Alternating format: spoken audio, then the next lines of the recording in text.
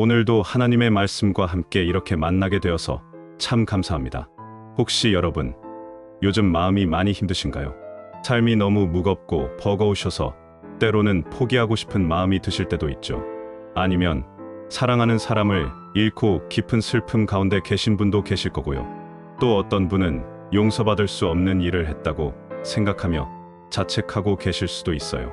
저도 목회를 하면서 정말 많은 분들의 아픔을 만나게 됩니다. 그럴 때마다 제가 가장 많이 나누는 말씀이 바로 오늘 함께 나눌 예수님의 십자가 위에서 하신 마지막 7 말씀입니다. 이 말씀들 안에는 우리가 겪는 모든 아픔과 슬픔에 대한 하나님의 위로와 치유가 담겨 있어요. 오늘은 예수님의 마지막 7 말씀을 통해서 실제로 위로받고 치유받은 분들의 이야기를 함께 나누려고 합니다. 정말 놀라운 간증들이에요. 예수님이 십자가에서 하신 말씀들이 2000년이 지난 지금도 여전히 살아있는 능력으로 역사하고 계시거든요. 먼저 예수님의 7 말씀이 무엇인지 함께 살펴보겠습니다. 첫 번째 말씀, 누가복음 23장 34절입니다. 아버지, 저들의 죄를 사하여 주옵소서. 자기들이 하는 것을 알지 못함이니이다. 이것은 용서의 말씀입니다. 두 번째 말씀, 누가복음 23장 43절입니다. 내가 진실로 내게 이르노니 오늘 내가 나와 함께 낙원에 있으리라. 이것은 구원의 약속입니다. 세 번째 말씀, 요한복음 19장 26절에서 27절입니다. 여자여 보소서 아들이니이다. 그리고 보라 내 어머니라. 이것은 사랑과 책임의 말씀입니다. 네 번째 말씀, 마태복음 27장 46절입니다. 엘리 엘리 라마 사박다니, 곧 나의 하나님 어찌하여 나를 버리셨나이까. 이것은 고통과 외로움의 절규입니다. 다섯 번째 말씀, 요한복음 19장 28절입니다. 내가 목마르다. 이것은 인간적 고통의 토로입니다. 여섯 번째 말씀, 요한복음 19장 30절입니다. 다 이루었다. 이것은 완성과 성취의 선언입니다. 일곱 번째 말씀, 누가복음 23장 46절입니다. 아버지, 내 영을 아버지 손에 부탁하나이다. 이것은 신뢰와 의탁의 고백입니다. 이 7 말씀 하나하나가 우리 인생의 어려운 순간들에 특별한 위로와 힘을 주는 놀라운 말씀들이에요. 제가 목회하면서 이 말씀들로 위로받고 변화된 분들의 이야기를 들려드릴게요. 먼저 첫 번째 말씀, 아버지, 저들의 죄를 사하여 주옵소서로 치유받은 김 집사님 이야기입니다. 김 집사님은 50대 후반이신 분인데 10년 전에 정말 충격적인 일을 당하셨어요. 가장 믿었던 사업 파트너가 회사 돈을 횡령해서 도망을 간 거예요. 그 바람에 20년 동안 쌓아온 사업이 완전히 무너졌고 개인 보증까지 서 있던 김 집사님이 모든 빚을 떠안게 되었어요. 가장 힘든 건 배신감이었다고 하시더라고요. 그 파트너는 김 집사님이 어려울 때 도와준 사람이었거든요. 김 집사님의 딸 결혼식에도 와서 축하해주고 명절 때마다 안부도 묻고 그런 사이였는데 하루아침에 사라진 거예요. 김 집사님이 그 일 이후로 사람들을 믿지 못하게 되셨다고 해요. 누구를 봐도 저 사람도 언젠가는 나를 배신할 거야 하는 생각이 드시더래요. 특히 밤마다 그 사람에 대한 원망과 분노 때문에 잠을 못 이루셨어요.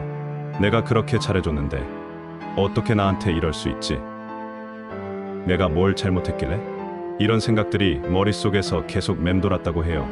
그러다 보니 가족들에게도 짜증을 내게 되고 교회 생활도 제대로 못하게 되었어요. 그런데 어느 날 김 집사님이 성경을 읽다가 예수님의 첫 번째 말씀을 보게 되었어요. 아버지, 저들의 죄를 사하여 주옵소서. 자기들이 하는 것을 알지 못함이니이다. 그 순간 김 집사님이 깨달은 게 있으셨다고 해요. 예수님도 배신당하셨구나. 그런데 예수님은 배신한 사람들을 용서해달라고 기도하셨구나. 김 집사님이 그 말씀을 붙잡고 기도하기 시작하셨어요. 처음에는 정말 힘들었다고 해요. 하나님, 저는 용서할 수 없어요. 너무 화가 나요. 이렇게 울면서 기도하셨대요. 그런데 계속 예수님의 말씀을 묵상하면서 조금씩 마음이 변하기 시작했어요. 한 달 후에 김 집사님이 저에게 와서 이렇게 말씀하시더라고요. 목사님, 신기해요. 그 사람에 대한 미움이 조금씩 사라지고 있어요. 물론 아직도 화는 나지만 예전처럼 밤새 잠 못 이룰 정도는 아니에요. 그러시더라고요. 석 달 후에는 더 놀라운 변화가 있었어요. 김 집사님이 그 배신한 파트너의 가족들에게 안부 인사를 하신 거예요. 나중에 들어보니까 그 사람 어머니가 병원에 입원하셨다는 소식을 듣고 문병을 가셨다고 해요. 김 집사님이 그 사람은 용서할 수 없지만 어머니는 잘못이 없잖아요 하시더라고요. 1년 후에는 정말 놀라운 일이 일어났어요. 그 파트너가 김 집사님에게 연락을 해온 거예요. 그동안 외국에 있었는데 양심의 가책을 견딜 수 없어서 돌아왔다는 거예요. 그리고 김 집사님께 무릎을 꿇고 사과를 드렸다고 해요. 물론 돈은 다 써버려서 갚을 수는 없었지만 진심으로 용서를 구했다고 해요. 김 집사님이 그때 어떻게 하셨는지 아세요? 나도 예수님처럼 용서하고 싶다. 내가 잘못한 건 잘못한 거지만 나는 너를 용서한다. 이렇게 말씀하신 거예요. 두 사람이 붙잡고 펑펑 울었다고 하시더라고요. 김 집사님이 나중에 간증하시면서 이렇게 말씀하셨어요. 목사님, 예수님의 첫 번째 말씀이 제 인생을 바꿔놨어요. 용서하는 것이 상대방을 위한 게 아니라 나를 위한 거였더라고요. 용서하니까 제 마음이 자유로워졌어요. 지금 김 집사님은 작은 사업을 다시 시작하셔서 안정적으로 살고 계세요. 그리고 무엇보다 마음이 평안해 보이세요. 하나님이 제게 용서의 능력을 주셨어요. 하시면서 웃으시는 모습이 정말 아름다워요. 두 번째 말씀으로 위로받은 분은 이 권사님입니다. 이 권사님은 60대 초반이신 분인데 작년에 폐암 3기 진단을 받으셨어요. 의사가 수술은 어렵고 항암 치료를 해봐야겠습니다. 하지만 많이 진행되어서 시간이 얼마 남지 않을 수도 있습니다. 이렇게 말했다고 해요. 이 권사님이 그 말을 듣고 정말 절망적이셨대요. 이제 정말 끝인가? 손자들 크는 것도 못 보고 가는 건가? 이런 생각들이 머릿속을 떠나지 않았다고 해요. 특히 밤에 혼자 있을 때 죽음에 대한 두려움이 밀려와서 견딜 수 없었다고 하시더라고요. 어느 날 이 권사님이 성경을 읽다가 예수님의 두 번째 말씀을 보게 되었어요. 강도에게 하신 내가 진실로 내게 이르노니 오늘 내가 나와 함께 낙원에 있으리라. 이 말씀이었어요. 그 순간 이 권사님 마음에 큰 평안이 임했다고 하시더라고요. 아, 예수님도 죽으셨지만 죽음이 끝이 아니셨구나. 나도 예수님을 믿으니까 죽어도 예수님과 함께 낙원에 있을 수 있겠구나 하는 확신이 들었다고 해요. 그 후로 죽음에 대한 두려움이 많이 사라졌다고 하시더라고요. 항암 치료를 받으면서도 이 권사님은 계속 이 말씀을 묵상하셨어요. 몸이 힘들어도 주님, 살면 주님과 함께 살고 죽어도 주님과 함께 있으니까 두렵지 않습니다. 이렇게 기도하셨다고 해요. 놀라운 건 이 권사님의 마음가짐이 바뀌니까 치료 효과도 좋아진 거예요. 의사가 권사님, 정말 의지가 강하시네요. 이렇게 긍정적으로 치료에 임하시는 분은 처음 봅니다. 하더래요. 가족들도 이 권사님이 오히려 다른 사람들을 위로해 주시는 모습을 보고 놀랐다고 해요. 6개월 후 검사를 받았는데 암세포가 많이 줄어든 거예요. 의사도 이건 정말 기적적인 경우입니다 하면서 놀라워했다고 해요. 지금도 치료는 계속 받고 계시지만 이 권사님은 정말 평안해 보이세요. 이 권사님이 이렇게 간증하셨어요. 목사님, 예수님의 두 번째 말씀이 제게 영생의 확신을 주었어요. 이제는 죽음도 두렵지 않아요. 살아도 주님 것이고 죽어도 주님 것이니까 어떻게 되든 괜찮아요. 세 번째 말씀으로 치유받은 분은 박 집사님입니다. 박 집사님은 40대 중반이신 분인데 남편분이 교통사고로 갑작스럽게 돌아가셨어요. 중학생 아들 둘을 혼자 키워야 하는 상황이 된 거죠. 경제적으로도 어려워졌지만 가장 힘든 건 심적인 부담이었다고 해요. 내가 아버지 역할까지 다 해야 하는데 할 수 있을까? 아이들이 아버지 없이 잘 자랄 수 있을까? 이런 걱정들 때문에 밤잠을 못 이루셨다고 해요. 특히 아이들이 엄마, 아빠가 보고 싶어. 이럴 때면 어떻게 위로해줘야 할지 몰라서 함께 울기만 하셨다고 해요. 그런데 어느 날 박 집사님이 예수님의 세 번째 말씀을 묵상하게 되었어요. 예수님이 십자가에서 어머니 마리아를 제자 요한에게 부탁하신 말씀이에요. 여자여 보소서 아들이니다. 보라 내 어머니라. 이 말씀이었어요. 박 집사님이 그 말씀을 보면서 깨달은 게 있으셨다고 해요. 예수님도 십자가에서 돌아가시면서 어머니를 걱정하셨구나. 그런데 예수님은 어머니를 제자에게 부탁하셨구나. 나도 우리 아이들을 하나님께 부탁드려야겠구나 하는 생각이 드셨다고 해요. 그 후로 박 집사님이 기도할 때마다 하나님, 제가 부족하지만 우리 아이들을 주님께 맡깁니다. 주님이 아버지가 되어주세요. 이렇게 기도하셨다고 해요. 그러면서 마음이 점점 평안해지기 시작했어요. 그리고 정말 놀라운 일들이 일어나기 시작했어요. 교회 권사님들이 번갈아 가면서 아이들을 돌봐주시기 시작한 거예요. 공부도 가르쳐 주시고 아이들이 힘들어할 때 상담도 해주시고요. 박 집사님이 하나님이 정말 많은 분들을 통해서 우리 아이들의 아버지가 되어주시는구나 하는 걸 느꼈다고 해요. 아이들도 달라지기 시작했어요. 처음에는 아버지가 돌아가신 충격으로 성적도 떨어지고 말도 안 하고 그랬는데 점점 밝아지기 시작한 거예요. 큰 아이가 어느 날 박 집사님에게 엄마, 나는 아빠가 하늘에서 우리를 지켜보고 계신다고 생각해. 그리고 하나님이 우리 아빠가 되어주시는 것 같아. 이렇게 말했다고 해요. 지금은 두 아들이 모두 대학에 잘 들어가서 열심히 공부하고 있어요. 박 집사님도 작은 사업을 하면서 경제적으로 안정되었고요. 박 집사님이 하나님이 정말 우리 가정의 아버지가 되어 주셨어요 하시면서 감사 간증을 하시더라고요. 네 번째 말씀으로 위로받은 분은 최 집사님입니다. 최 집사님은 30대 후반이신 분인데 몇 년 전에 심한 우울증으로 고생하셨어요. 직장에서 받는 스트레스와 가정의 경제적 어려움이 겹치면서 점점 마음이 어두워진 거예요. 가장 힘든 건 하나님이 자신을 버리신 것 같다는 생각이었다고 해요. 내가 이렇게 힘든데 하나님은 왜 도와주지 않으시지? 정말 하나님이 계시기는 한 건가? 이런 의심들이 마음속에 가득했다고 해요. 기도를 해도 응답이 없는 것 같고 성경을 읽어도 은혜가 안 되고 그런 상태였어요. 그런데 어느 날 최 집사님이 예수님의 네 번째 말씀을 보게 되었어요. 엘리 엘리 라마 사박다니, 곧 나의 하나님 어찌하여 나를 버리셨나이까? 이 말씀이었어요. 그 순간 최 집사님이 깜짝 놀라셨다고 해요. 예수님도 하나님께 버림받은 것 같은 느낌을 받으셨구나. 나만 이런 마음이 드는 게 아니었구나 하는 생각이 드셨다고 해요. 그러면서 예수님도 나와 같은 외로움과 절망을 느끼셨구나 하는 위로를 받으셨다고 해요. 최 집사님이 그 말씀을 계속 묵상하면서 깨달은 게 있으셨어요. 예수님이 그렇게 외치신 것은 정말로 하나님이 버리신 게 아니라 우리의 죄를 대신 지시느라 잠시 하나님과 분리된 고통을 당하신 거였다는 걸 알게 되신 거예요. 예수님이 나를 위해서 이런 고통까지 당하셨구나.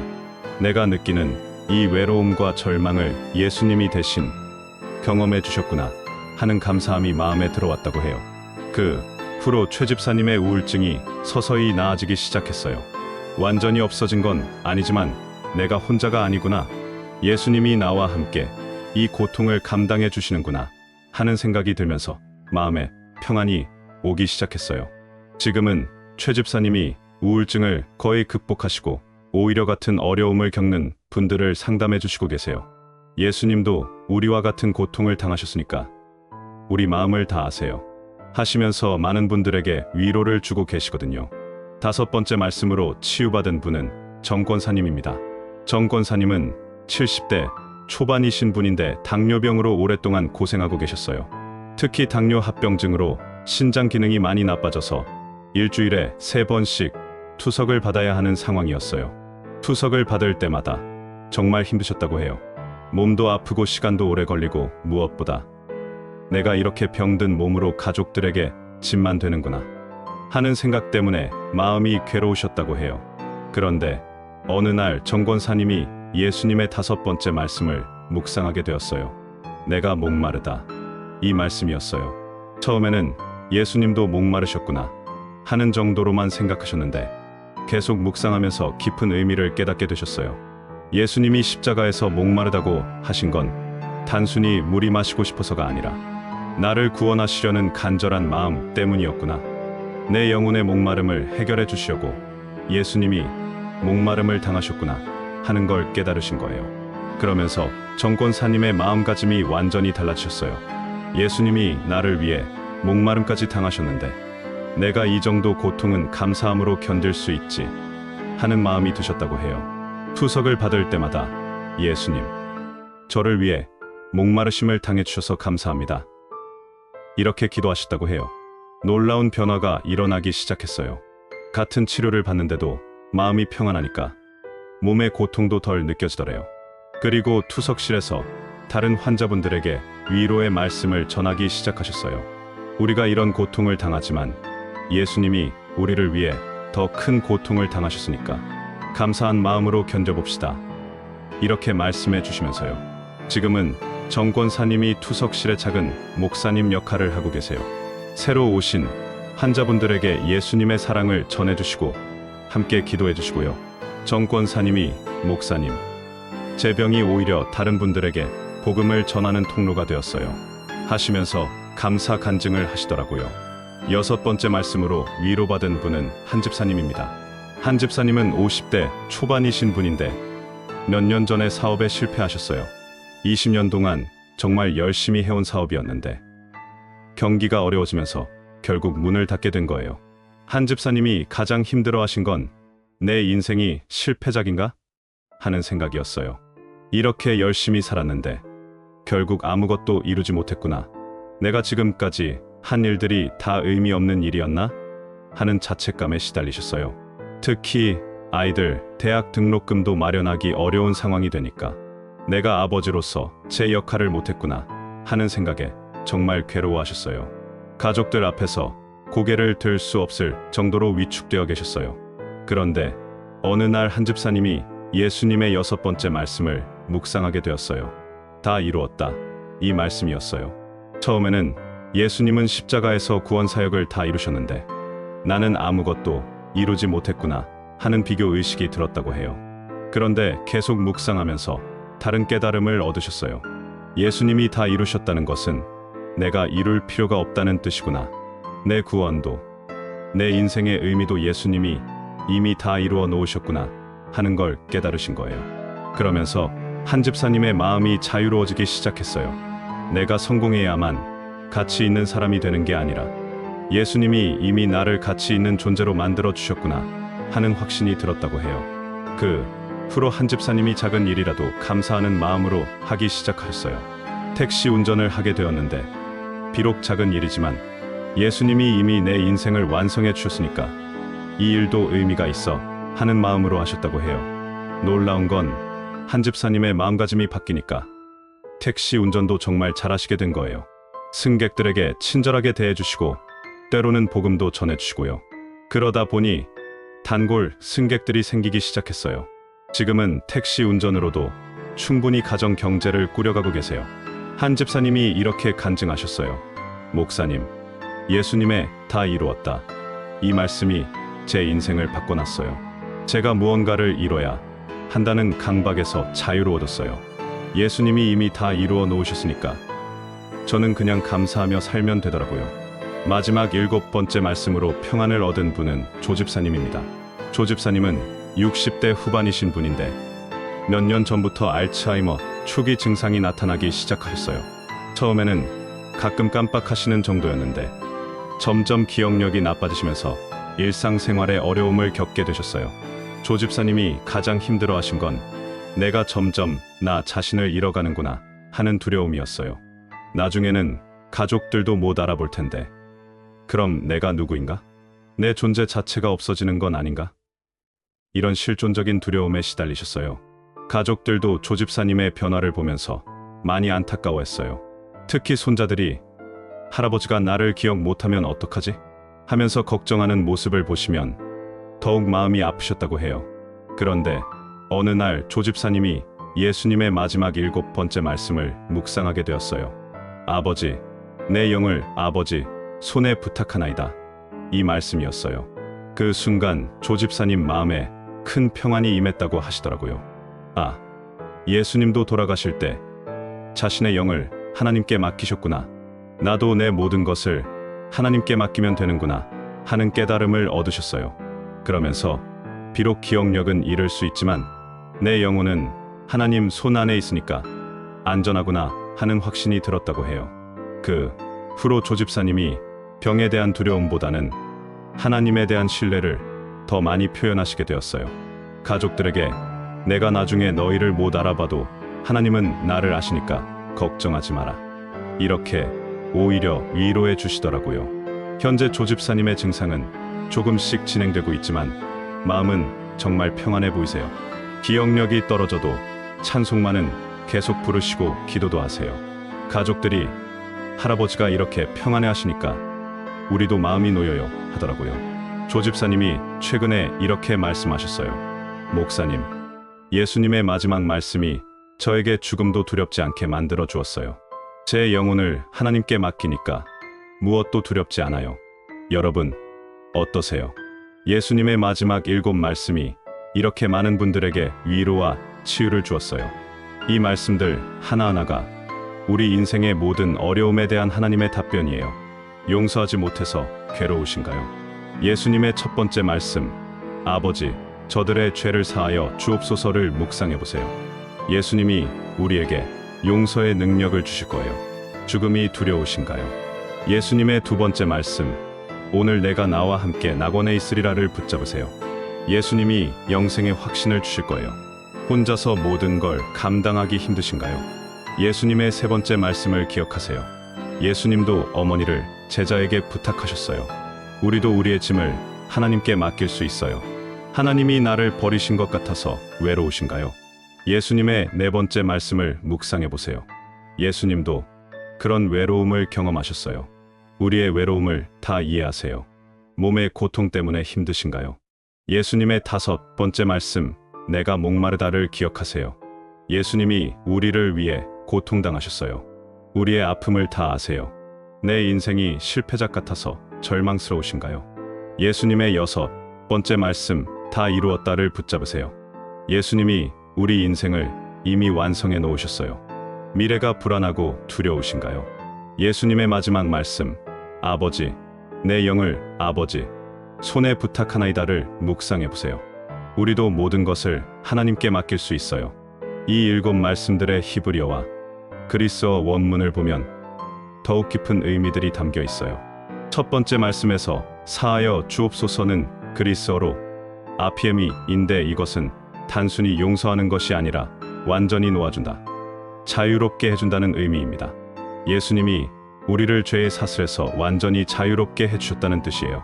두 번째 말씀의 낙원은 그리스어로 파라데이소스인데 이것은 페르시아어에서 온 말로 왕의 정원을 의미합니다. 가장 아름답고 평안한 곳이라는 뜻이에요. 예수님이 우리를 그런 곳으로 인도해 주신다는 약속입니다. 네 번째 말씀에서 버리셨나이까는 그리스어로 에그카탈리포인데 이것은 완전히 홀로 남겨두다는 의미입니다. 예수님이 우리 대신 그런 절대적 고독을 경험해 주셨다는 뜻이에요. 여섯 번째 말씀, 다 이루었다는 그리스어로 테텔레스타이인데 이것은 상업 용어로 빚을 완전히 갚았다는 의미입니다. 예수님이 우리 죄의 빚을 완전히 갚아주셨다는 선언이에요. 7 번째 말씀에서 부탁하나이다는 그리스어로 파라티데마이인데 이것은 가장 소중한 것을 신뢰할 만한 사람에게 맡긴다는 의미입니다. 예수님이 하나님 아버지를 완전히 신뢰하셨다는 표현이에요. 여러분도 이 7 말씀을 실천해 보세요. 구체적인 방법을 알려드릴게요. 첫째, 매일 아침 7 말씀 중에서 하나씩 묵상해 보세요. 일주일에 걸쳐서 하나씩 깊이 생각해 보는 거예요. 그러면 일주일 후에는 7 말씀을 다 묵상하게 되죠. 둘째, 힘든 상황이 생겼을 때 그 상황에 맞는 말씀을 찾아서 기도해 보세요. 용서해야 할 일이 있으면 첫 번째 말씀으로, 두려움이 있으면 두 번째나 7 번째 말씀으로 기도하는 거예요. 셋째, 예수님의 십자가 고난을 묵상하면서 이 말씀들을 읽어보세요. 예수님이 얼마나 큰 고통 중에서도 우리를 사랑하셨는지 느껴보세요. 넷째, 가족들과 함께 이 말씀들을 나눠보세요. 각자 어떤 말씀에서 위로를 받는지 이야기해보면 더 큰 은혜를 받을 수 있어요. 다섯째, 어려운 상황에 있는 분들에게 이 말씀들을 전해보세요. 상황에 맞는 말씀으로 위로해드리면 정말 큰 힘이 될 거예요. 여섯째, 이 말씀들을 암송해보세요. 외우고 나면 언제든지 필요할 때 마음속으로 되새길 수 있어요. 일곱째, 감사 노트에 이 말씀들로 받은 은혜를 기록해 보세요. 나중에 다시 보면서 하나님의 위로하심을 기억할 수 있어요. 여러분, 확신을 가지고 말씀드려요. 예수님의 마지막 7말씀에는 우리 인생의 모든 문제에 대한 해답이 있습니다. 용서, 구원, 사랑, 이해, 동참, 완성, 신뢰, 이 모든 것이 이 7말씀 안에 담겨 있어요. 지금 여러분이 어떤 어려움을 겪고 계시든 예수님이 십자가에서 하신 이 말씀들이 여러분에게 위로와 힘을 줄 거예요. 예수님은 우리의 모든 아픔을 아시고 우리와 함께 그 아픔을 감당해 주시는 분이에요. 이제 함께 기도하겠습니다. 사랑의 주님, 감사합니다. 십자가에서 하신 7말씀을 통해서 우리에게 위로와 소망을 주셔서 감사합니다. 주님이 우리를 위해 그런 고통을 당하시면서도 끝까지 우리를 사랑해 주셨음을 고백합니다. 주님, 지금 용서하지 못해서 괴로워하는 분들이 있다면 주님의 첫 번째 말씀으로 용서의 능력을 주세요. 죽음이 두려운 분들에게는 두 번째 말씀으로 영생의 확신을 주세요. 혼자서 모든 걸 감당하느라 지친 분들에게는 세 번째 말씀으로 하나님께 맡기는 평안을 주세요.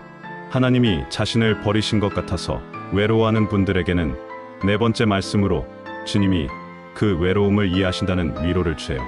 몸의 고통으로 힘들어하는 분들에게는 다섯 번째 말씀으로 주님이 함께 아파해 주신다는 동참의 은혜를 주세요. 자신의 인생이 실패작이라고 생각하는 분들에게는 여섯 번째 말씀으로 주님이 이미 모든 것을 완성해 놓으셨다는 확신을 주세요. 미래가 불안한 분들에게는 일곱 번째 말씀으로 모든 것을 하나님께 맡기는 평안을 주세요. 주님의 7말씀이 우리 모두에게 살아있는 위로와 능력이 되게 해주세요. 이 말씀들을 통해서 주님의 사랑을 더 깊이 깨닫고 감사하며 살아가게 해주세요.